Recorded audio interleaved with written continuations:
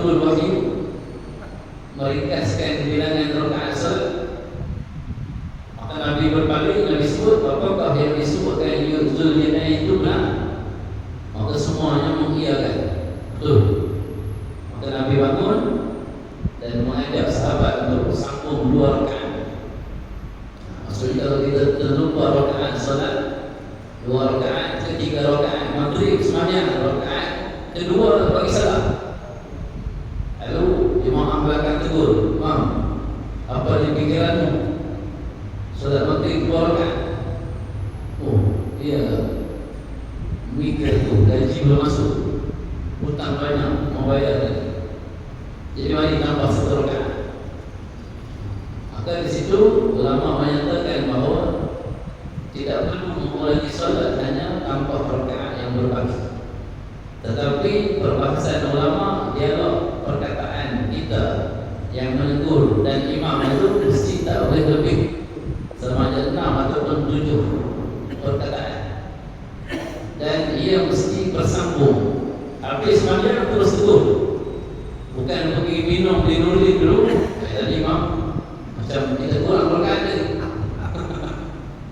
Maka itu memang kita sembahyang sebab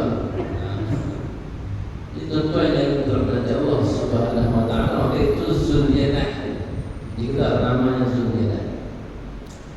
Maka begitulah dengan sahabat-sahabat yang lain, di antaranya Sayyidina Ali radhiyallahu anhu, digelar namanya Al-Mutraq. Banyak kisahnya kenapa digelar Al-Mutraq, nanti kita tak masuk hadis ini. Maka tuan-tuan yang terhormat Allah, Sayyidina Abu Hurairah ini diletakkan oleh Imam Bukhari rahimahullah ta'ala di dalam kitab Sahih Bukhari, namanya diletakkan penutup bagi hadis Sahih Bukhari, kalimatani habibatani ila rahman sakilatani ala lisan khafifatani ala lisan sakilatani fil mizan subhanallah wa bihamdihi subhanallahil azim, atau kama qala Nabi sallallahu alaihi wasallam. 2 kalimah yang dicintai oleh Tuhan Ar-Rahman yang Maha Pengasih, ringan di bibir dan berat pada timbangan mizan, itu subhanallah wa bihamdihi subhanallahil azim. Maka ucapkan subhanallah wa bihamdihi subhanallahil azim. Maka Sayyidina Imam Bukhari rahimahullah ta'ala menutup kitab Sahih Bukhari dengan nama Abu Hurairah yang meriwayatkan hadis, sebab nak menunjukkan perbezaan darjat di antara orang yang mujtahidin dengan ahli hadis. Mula-mula nama periwayat hadis di dalam kitab Sahih Bukhari adalah Sayyidina Umar Al-Khattab radhiyallahu anhu, Amirul Mukminin. Imam Bukhari meletakkan hadisnya yang pertama yang diriwayatkan oleh Sayyidina Umar, bukan saja-saja, bukan suka-suka. Bahkan banyak hadis Zulkarnain ini cuma diambil innamal a'malu binniyat yang diriwayatkan oleh Sayyidina Umar, diletakkan di awal kitab, sebab nak menunjukkan perbezaan darjat sahabat dan perbezaan maqam, kedudukan, untuk kita membezakan ulama yang bertaraf fuqaha dengan ulama yang bertaraf ahli hadis. Maka ulama yang bertaraf fuqaha ini dia boleh untuk mengasaskan mazhab seperti Imam Syafi'i, Imam Ahmad Ibn Hanbal, Imam Hanafi, Imam Maliki. Maka Imam Muhaddisin dia darjatnya lebih rendah daripada golongan mujtahid tadi. Sebab itu diletakkan Abu Hurairah di penghujung. Maka Sayyidina Abu Hurairah kedudukannya lebih kemudian daripada Sayyidina Umar Al-Khattab. Sayyidina Umar Al-Khattab kedudukannya lebih tinggi. Itu di antara adab Imam Bukhari rahimahullah dalam menyusun kitab Sahih Bukhari. Sangat hebat. Maka ada di antara kita pada hari ini yang menolak imam mujtahid, disebut kita tak bolehnya pakai daripada imam mazhab, kita kena pakai daripada Rasulullah terus. Maka imam-imam hadis ini yang mengarang kitab hadis pun mereka mempunyai mazhab mereka tersendiri. Maka itu bisnis yang disampaikan oleh Imam Bukhari rahimahullah ta'ala, mengajar kepada kita umat di akhir zaman bagaimana untuk kita menilai kedudukan pandangan para alim ulama untuk kita mengamalkan di dalam kehidupan kita seharian. Maka Sayyidina Abu Hurairah radhiyallahu anhu di antara sahabat yang paling banyak meriwayatkan hadis, kerana dia didoakan oleh baginda Nabi sallallahu alaihi wasallam supaya mudah untuk menghafaz. Walau bagaimanapun beliau di antara sahabat yang kemudian memeluk Islam, maka disebutkan hadis berkenaan dengan idza kharajat ruhul mu'min, apabila keluarnya ruh dari badan seseorang mukmin, orang yang beriman, talaqaha malakani yus'idaniha, maka malaikat akan membawa ruh orang beriman ini naik ke langit untuk bertemu dengan Allah Subhanahu wa ta'ala. Soalannya, adakah Allah yang ini? Tidak. Allah ini la makan wa la zaman. Allah tidak terikat dengan tempat dan tidak terikat dengan masa. Disebutkan lagi menunjukkan kemuliaan Allah yang sentiasa berada di kedudukan yang mulia. Kita meletakkan sesuatu yang mulia ini biasanya di atas. Kalau dalam carta organisasi, kursi masjid di atas, menunjukkan jawatan yang tertinggi yang mulia di atas. Ada kursi masjid tak ada bawah. Cari mana kursi masjid ni, mau siap di atas. Ini beli masjid daripada sistem piramid jadi dari Israel. Tak boleh. Ya, mesti sesuatu yang utama dan tertinggi mesti letak di atas. Maka tuan-tuan yang dirahmati Allah, kalau ada seseorang yang menyatakan Allah ni laki, maka kita tanya dia, kamu jumpa dan kenal Abang Lias di FB, takkan dia duduk di FB? Jumpa Abang Lias habis 100 hari, macam kenal dia. Lalu dia tanya, kamu duduk di FB? Kenapa kamu tanya aku duduk di FB? Nampak kamu di FB? Tuan-tuan yang dirahmati Allah Subhanahu wa ta'ala, jadi malaikat membawa roh orang beriman naik ke langit. Maka disebutkan fadzakara min tibi rihiha wa dzakara mis. Ketika mana bawa roh orang beriman naik ke langit, maka pada ketika itu mendapat perhatian seluruh makhluk yang berada di langit. Dia melihat roh ini dihiasi dengan perhiasan yang indah dan baunya sangat wangi. Maka mereka yang memerhatikan roh yang diiringi oleh malaikat itu semua ikut mengiringi roh tersebut, cuba untuk mendekati roh tersebut. Tapi sampai di pintu langit pertama, mereka tak boleh masuk, roh saja yang boleh masuk bersama dengan dua malaikat.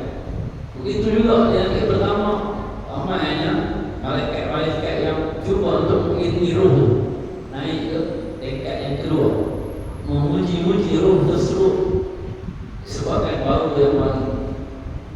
Maka malaikat ini dia suka bau yang wangi. Sebab itu kita datang ke masjid nak solat, maka kita kena standby minyak wangi. Kalau kita musafir, letak minyak wangi dalam kereta, letak minyak wangi di dalam poket kita, duit-duit. Sekarang ni dah macam-macam minyak wangi, yang nipis, yang kecil, yang panjang, yang besar semua.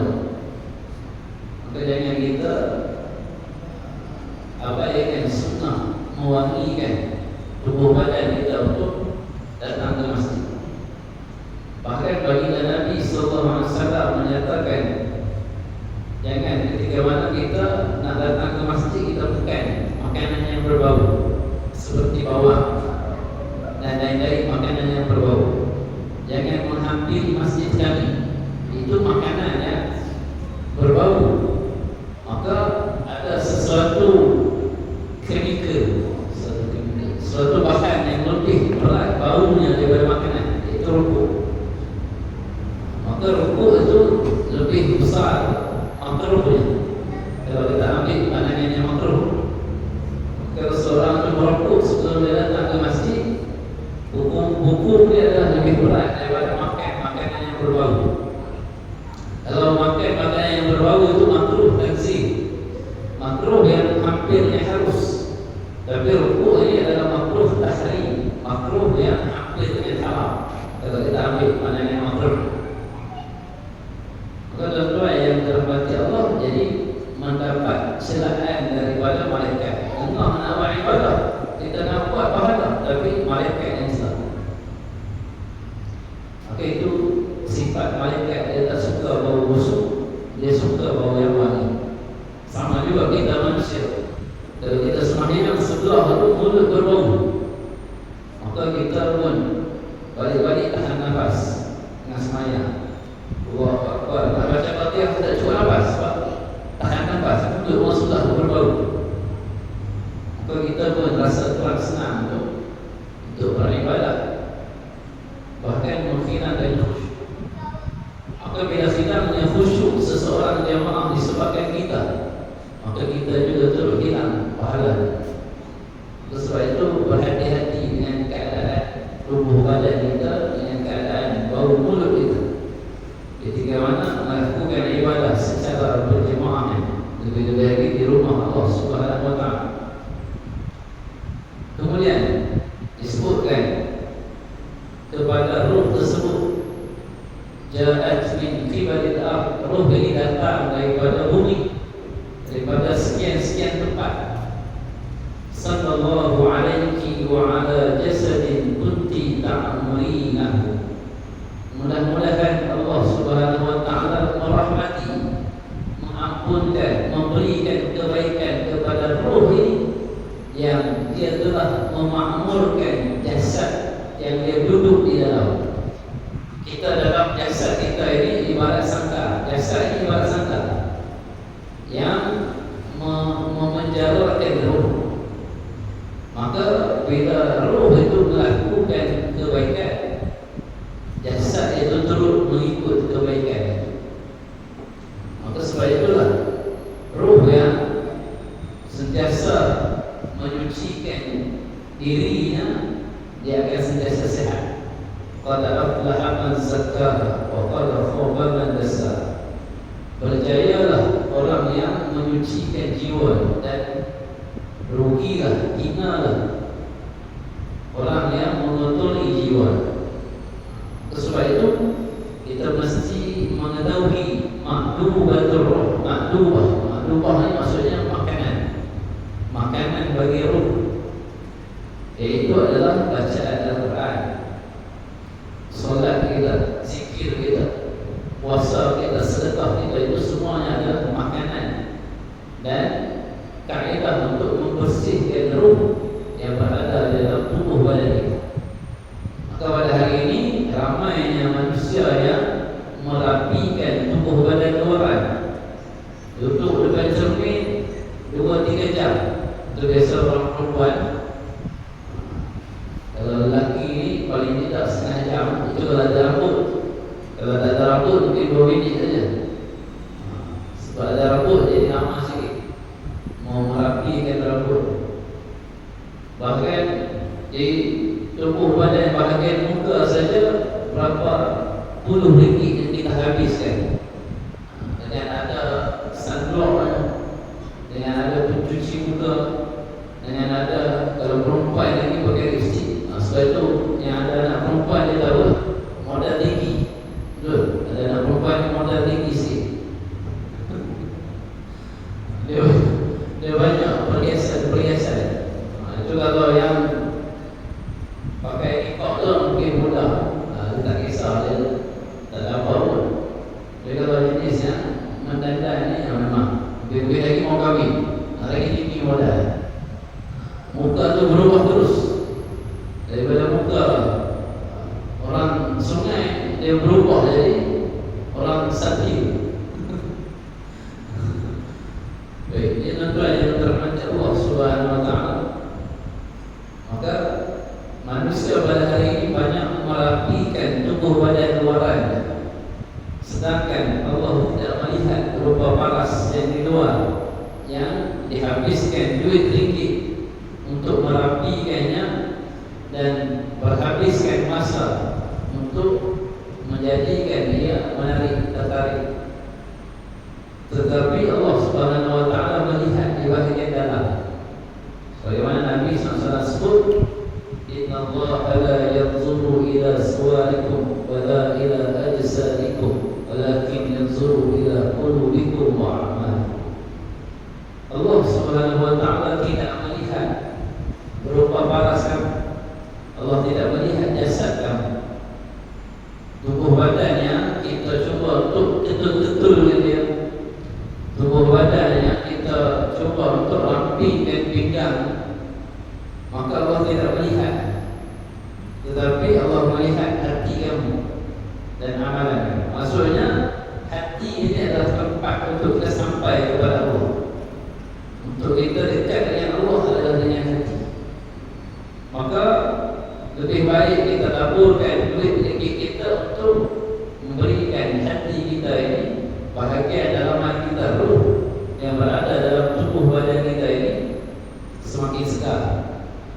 Pergilah ambil kelas mengaji Al-Quran. Pergilah ambil kelas untuk pergi kursus-kursus yang boleh membina kemahiran kita, supaya kita dapat memberikan manfaat kepada orang beriman. Seperti kursus, ambil kursus elektrik, wiring, nanti boleh bantu wiring masjid, bagaimana contoh. Itu semuanya daripada hati. Kalau hati yang bertakwa, dia akan melakukan sesuatu urusan dunia, tapi dia nampak akhirat. Maka tuan-tuan yang dirahmati Allah, maka sebab itu beliau sentiasa menyucikan hati, tempat pandang Allah Subhanahu Wa Taala, tempat adanya ruh. Maka apabila ruh itu berada dalam tubuh badan, ya, tubuh badan itu sentiasa diimarahkan dengan kebaikan. Sebagaimana masjid kita tengok cantik di luar, tapi kalau dalamnya kosong, maka kelebihan solat itu jadi kurang. Di setiap masjid di atas muka bumi ini, melainkan 3 masjid sama saja kedudukan. Masjid yang paling utama adalah Masjidil Haram, pahalanya 100,000 pahala. Semayang dikatakan 100,000 pahala. Masjid Nabawi 50,000 pahala. Masjidil Aqsa 10,000 pahala. Tapi masjid-masjid yang lain sama saja pahala. Yang bezanya adalah bilangan jamaah. Kalau subuh Masjid Al-Ghafar 5 Jumaat setiap hari, maka kedudukan Masjid Al-Ghafar ini lebih hebat daripada masjid daerah di mana. Itu kedudukan masjid dihitung berdasarkan bilangan jamaah. Maka masjid yang diimarahkan itu lebih baik daripada masjid yang tidak diimarahkan.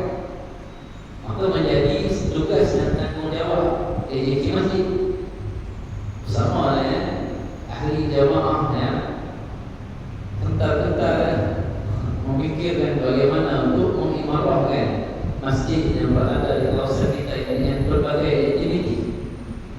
Maka kalau di Semenanjung bahagian sana dah semakin banyak masjid-masjid yang letak playground, ground sur dan buaya di kawasan-kawasan masjid mereka, sebab nak meraihkan ibu bapa yang bawa anak-anak pergi ke masjid.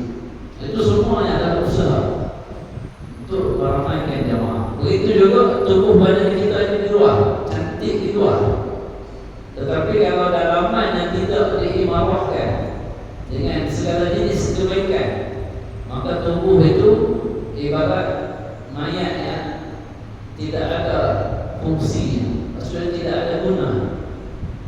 Tubuh cantik tapi dalam tak cantik, tak ada guna. Luaran okey, hidup, tapi dalam orang buruk. Tuan-tuan yang dirahmati Allah, hakikat kita dimuliakan oleh manusia kerana dalam kita ni ada roh. Kalau roh itu kita dah keluar, isteri kita, anak kita bawa, kita pergi ke mana pun, orang akan telefon polis. Woi, dia bawa mayat jalan. Telefon polis, ini orang ni tak betul sudah. Dia bawa mayat jalan. Maka ini satu salah. Orang pun tak suka dengan roh yang keluar ni. Tubuh badan yang dah tak ada roh ni pergi ke hulu ke kiri. Budak-budak nak balik mengaji pun lari tengok. Oi, pakcik ni mati semalam. Kenapa ada lagi jasad sini? Tuan-tuan yang dirahmati Allah Subhanahu wa taala. Sebab itu perlu untuk kita mengimarahkan tubuh badan kita ini dengan kebaikan. Fayuntalaku bihi ila rabbih azza wa jalla summa yakun. Maka dibawa ruh ini menghadap kepada Allah. Lalu Allah memerintahkan kepada malaikat inqaliqu bihi ila akhiril ajal. Bawalah ruh ini ke tempat pengakhiran, yaitu Indiyin. Di alam barzakh dia ada tempat pengakhiran orang yang beriman. Itulah yang disebut sebagai Indiyin. Di antara taman-taman surga. Belum surga lagi, baru taman-taman surga. Maka di situlah ada yang boleh terbang. Di situ ada yang duduk di atas gunung, boleh melihat pemandangan yang indah. Di situ ada yang duduk di hotel-hotel ataupun bilik-bilik yang indah yang disediakan. Maka di situlah tempat orang yang beriman, yang Allah Subhanahu wa taala muliakan mereka di alam barzakh. Akan tetapi ulama menyatakan dalam proses malaikat bawa ruh itu, bila Allah perintahkan malaikat membawa ruh ini ke Indiyin, maka sebelum itu ruh ini akan dihantar ke jasadnya yang telah ia tinggal dan terlebih dahulu untuk dia menjawab pertanyaan-pertanyaan malaikat. Maksudnya waktu seorang meninggal dunia, sebelum proses dia dikuburkan, dikebumikan, malaikat akan bawa ruh dia ke atas. Maka dah selesai, dia dimandikan, dikafankan, disolatkan, kemudian masuk dalam kubur. Ruh itu dah berada di sisi kubur tersebut. Bila dia selesai, dia jawab pertanyaan malaikat, maka pada waktu itu dia dah berpindah ke alam barzakh.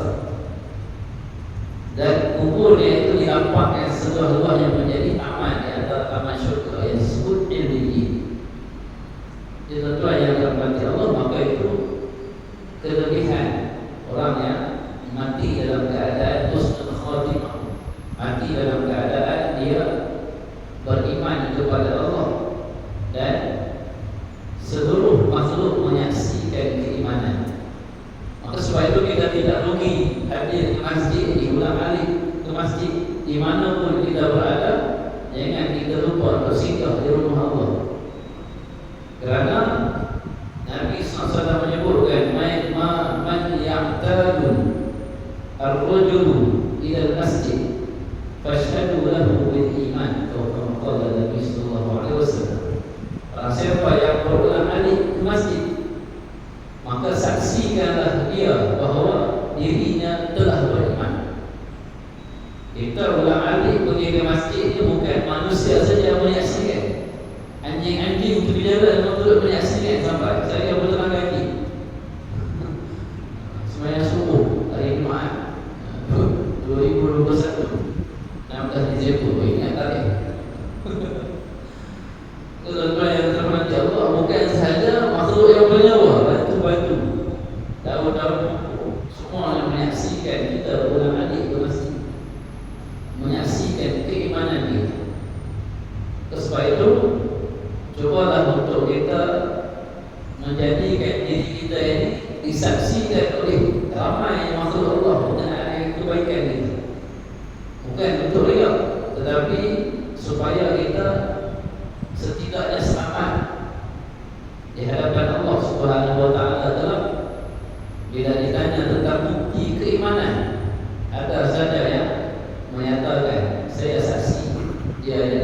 yang baik. Saya saksi dia ini hamba yang saleh. Saya saksi bahawa dia ini adalah orang yang ikhlas. Tuan-tuan yang dirahmati Allah Subhanahu wa taala, maka itu kelebihan orang yang beriman ketika dia mati dalam keadaan mempertahankan keimanan.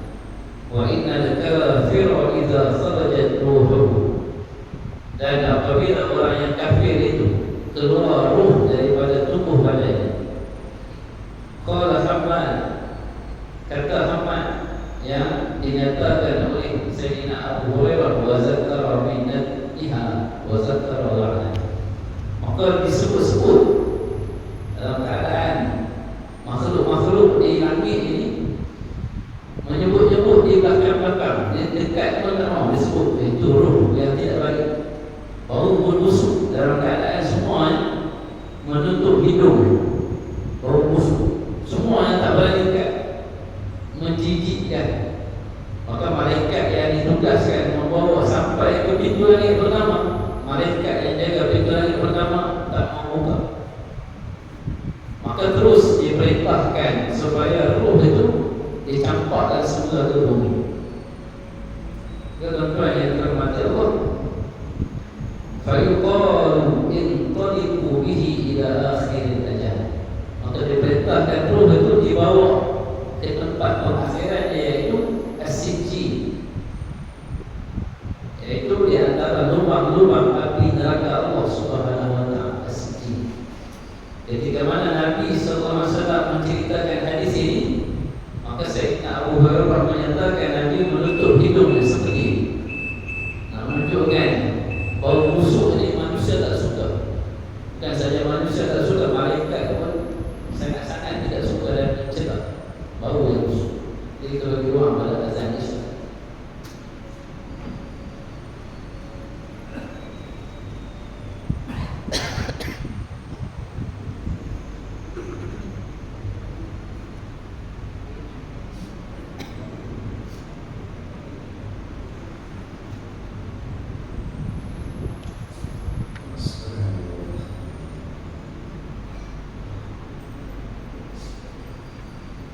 Allahu Akbar, Allahu Akbar, Allahu Akbar, Allahu Akbar. Asyhadu an la ilaha illallah, asyhadu an la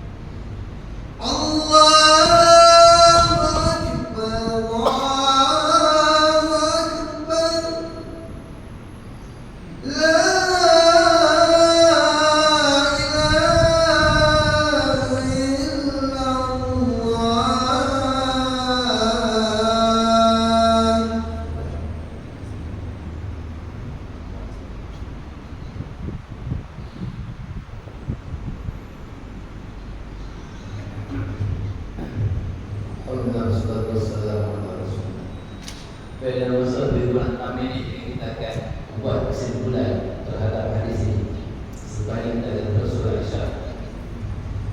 Daripada hadis ini memberi paham kepada kita roh yang berada dalam tubuh badan kita ini yang menyebabkan kita bernyawa dan boleh membuat sebarang jenis pekerjaan. Bila roh itu telah diletak oleh malaikat, maka pada waktu itu tubuh badan kita sudah tidak boleh digerakkan lagi, dan tempat tinggal kita bukan lagi di atas tempat yang dimuliakan oleh manusia, tapi tempat kita berada di bawah tempat yang sering dipijak-pijak oleh manusia.